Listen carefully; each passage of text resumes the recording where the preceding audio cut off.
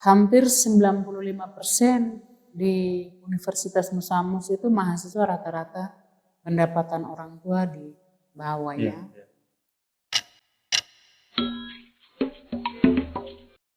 Kakak dengar kemarin atau ada lihat di Facebook 2 hari lalu kalau tidak salah ada satu surat yang beredar pembayaran pendaftaran.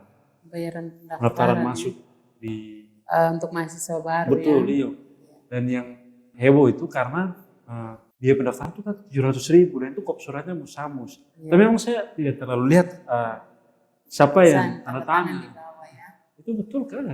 Iya, jadi kemungkinan yang pertama adalah di dalam biaya pendaftaran itu bukan saja untuk mendaftar, tetapi ada biaya apa begitu. Di rinciannya mungkin harus dilihat di detail rincian itu. Jadi bukan hanya pendaftaran dan kan penerimaan ini ada 3 jalur. Nah, sekarang yang 700.000 ini atau yang tadi disampaikan itu dia jalur yang mana? Jalur mandiri atau SB atau SN? Harus dilihat kembali lagi. Itu belum jelas juga ya. Kalau jalur mandiri itu kalau tidak salah saya ingat ya, itu ada untuk apa begitu. Jadi detail dari 700.000 itu harus ada di dalam situ. Ada rinciannya ya, pasti ada. Dan memang di dalam selembar surat itu tidak ada. Tidak dijelaskan. Dilempar ke Facebook, akhirnya jadi polemik.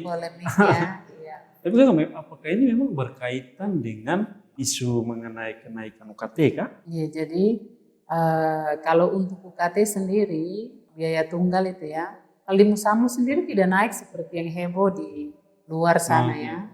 Seperti heboh di luar sana Musamus tidak naik ya, sampai sejauh ini tidak naik UKT-nya. Yang berpindah adalah perubahan status itu.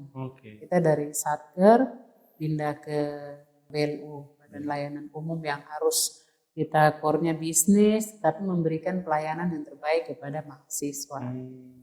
Jadi ada kayak dari Satker pindah ke BLU itu rambu-rambunya apa? Sebenarnya begitu sih. Iya, jadi ada peningkatan fasilitas maupun pelayanan. Itu ada perbedaan, terutama kalau dari BLU dari sisi pengelolaan keuangan. Ya berarti kampus-kampus, ini kampus negeri khusus ya? Iya, negeri.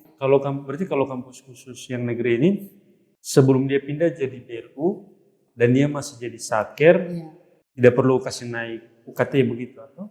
Tergantung standar. Jadi UKT ini kan biaya tunggal itu ya, uang kuliah biaya tunggal itu yang disingkat UKT. Nah, UKT ini per universitas itu berbeda-beda. Nah, kalau di Musamus sendiri dibagi dalam 2 kategori tadi, humaniora dengan sains. Jadi kalau macam sastra itu mereka UKT-nya berbeda dengan yang teknik. FKIP akan berbeda dengan yang pertanian.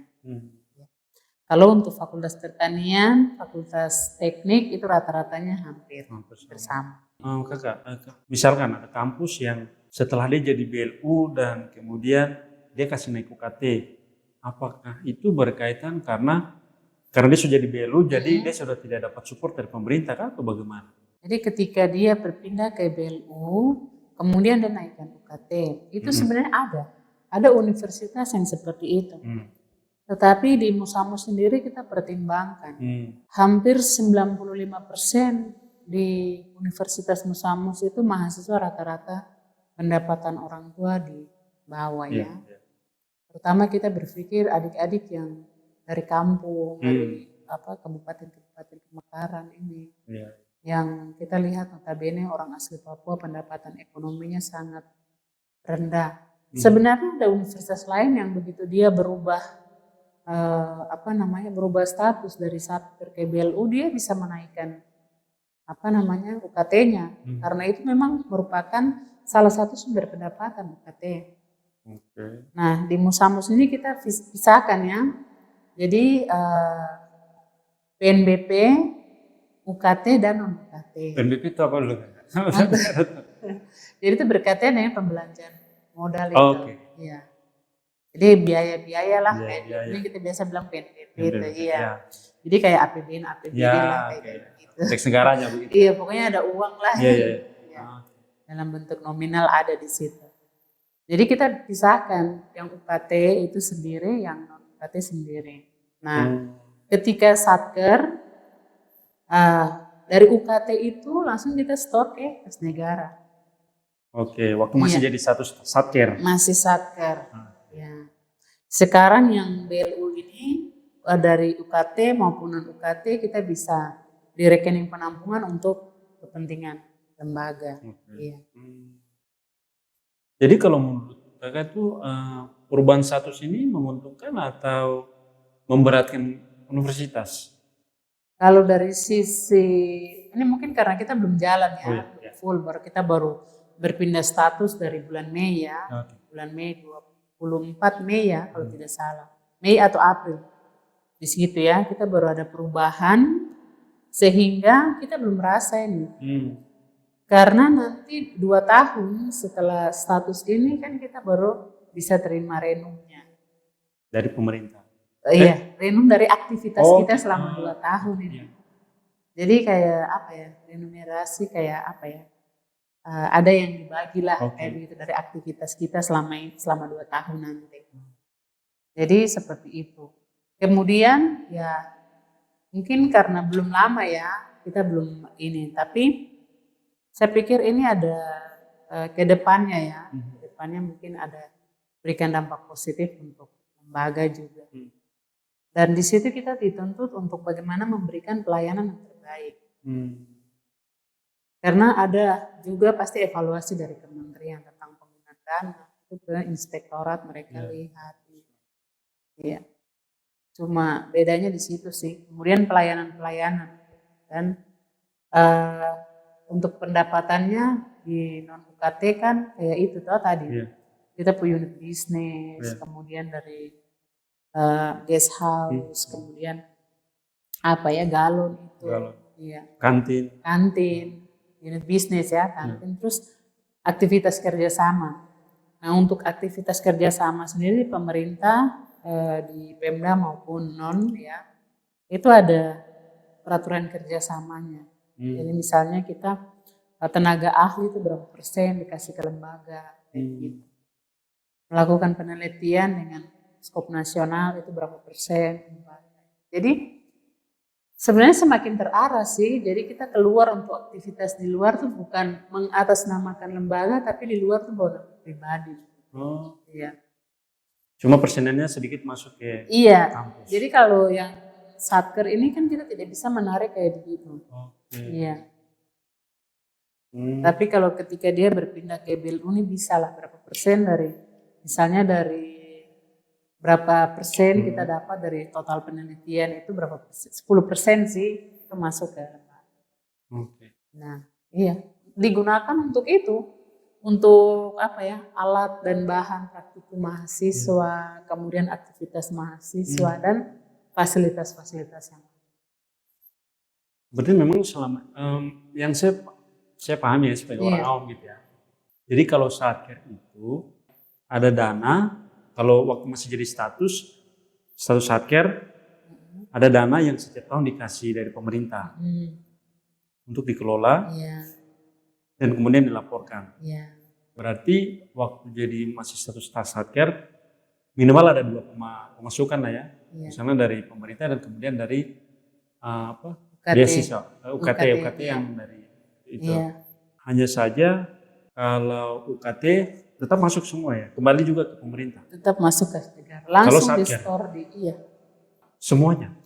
Langsung store semuanya ke kas pemerintah. Berarti yang dibiayai untuk operasional hanya datang dari kita ajukan ke pemerintah. Lagi. Iya. Jadi biasanya contoh ya. Misalnya 1 bulan ini kita butuh 200 juta. Kita harus pakai dulu 200 itu selesai, kita laporkan ke KPPN untuk pengajuan baru lagi. Jadi tidak ada yang kita tahan. Itu dikasih berapa harus habisnya segitu. Kemudian dikembalikan lagi, dilaporkan lagi. Dikasih segini harus selesai lagi, terus dilaporkan lagi. Jadi ketika kita ada kebutuhan darurat, itu tidak bisa. Jadi prosesnya agak lambat ya, misalnya pelayanannya juga agak. Karena kita harus pengajuan, harus ada syarat yang dipenuhi, harus begini. Jadi misalnya dikasih 1 tahun misalnya 10 lah, Ya. 10 atau 20 M lah. Ya. Itu dalam 1 tahun tuh harus habis. Tapi permintaan dana itu bertahap, tidak dikasih satu kali ini Ya, bersama 10 M Ah. kalian olah, tidak. Iya. Jadi itu bertahap. Oleh sebab itu biasanya dibagi pada saat kita menyusun RKKL. Jadi rencana tahunan itu. Iya. Jadi sudah biasanya dipos-poskan sih. Misalnya kegiatan kemahasiswaan itu berapa, 1 M. Terus ini perjalanan dinas apa semua dipos-poskan gitu. Jadi misalnya kita di mahasiswa kita push terus kegiatan sampai November, kalau uangnya sudah habis kita punya pos selesai di situ kegiatan. Kalau seandainya nanti jadi BLU sudah tidak dapat bantuan dari pemerintah, Kita dapat. oh tetap Iya. jumlahnya sama. Ya kemungkinan sih agak beda sih. Kalau katanya tetap ya, karena kan berdasarkan jumlah mahasiswa begitu ya. Oh jadi misalkan gini ya, contoh misalkan kakak, ini dari awam. Iya. Dari awam. Misalkan waktu jadi satker, satu kampus. Penggunaannya itu dikontrol Kontrol. sama kementerian. Kementerian. Misalkan kalau sudah jadi BLU juga nilainya sama. Kemungkinan berbeda sih. Karena jumlah kita pendanaan itu disesuaikan dengan jumlah mahasiswa juga. Oh. Iya. Jadi semakin besar jumlah mahasiswa, jadi kan di situ ada perbandingan sih. Iya. Ya. Jadi kalau mahasiswa Musamu semakin banyak semakin besar juga.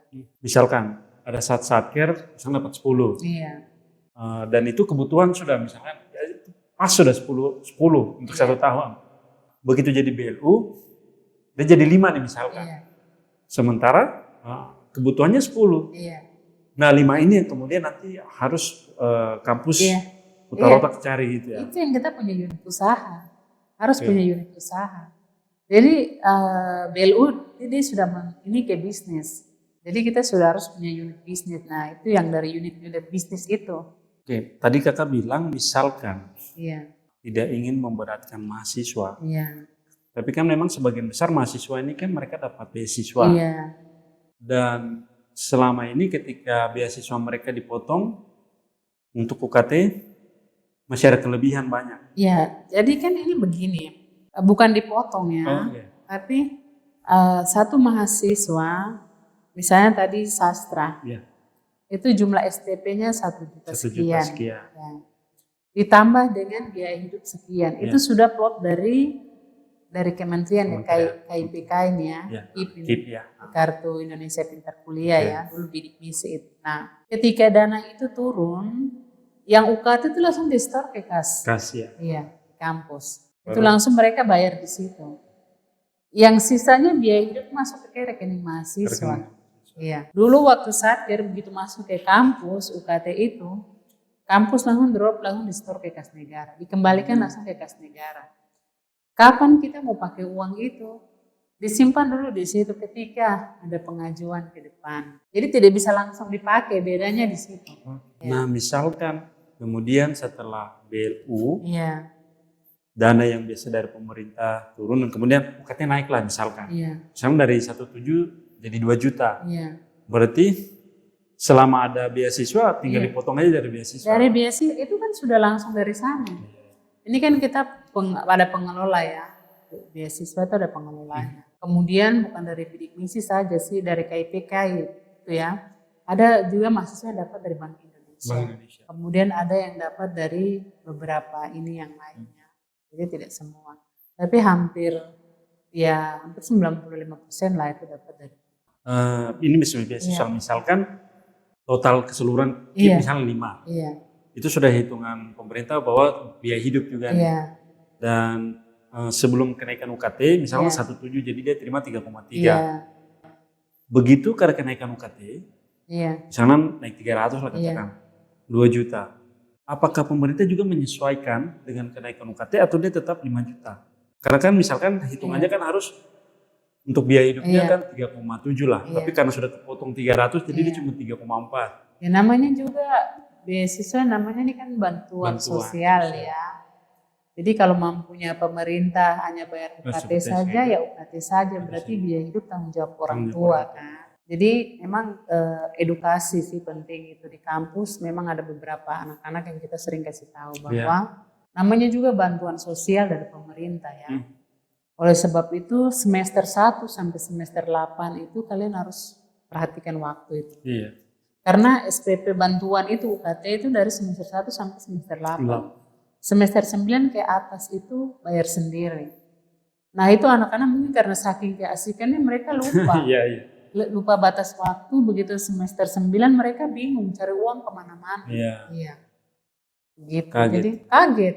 Karena selama ini terleha-leha dibayar oleh pemerintah, difasilitasi oleh pemerintah, dan sebenarnya tugas mereka tuh harus datang kuliah. Dan satu lagi yang sebenarnya ironis sih, kita punya anak-anak, kita punya adik-adik, mereka tidak manfaatkan baik kesempatan itu. Ya. Malah bantuan yang biaya hidup dipakai untuk ini, dikasih kirim ke orang tua, padahal fasilitas macam di laptop, printer, kemudian kebutuhan dia kuliah itu tidak. Mungkin kendaraan juga. Iya, mungkin kendaraan atau apa kan sebenarnya bisa. Bisa. Iya.